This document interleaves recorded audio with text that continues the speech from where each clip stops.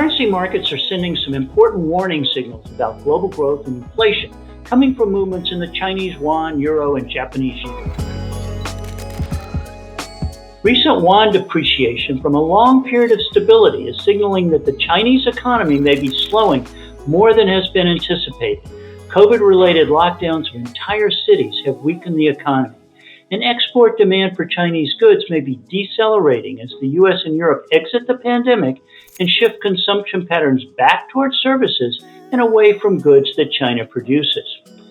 The message from the depreciation trends in 2022 for the euro and Japanese yen are more about inflation and not growth.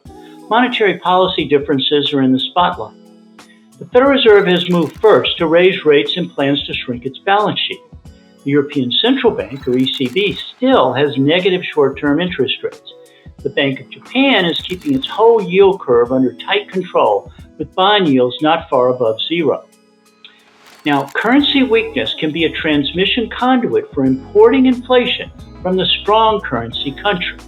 That is, US dollar strength coming from monetary policy differences has the potential to make it harder to fight inflation in Europe and to ignite more inflation in Japan than analysts currently anticipate.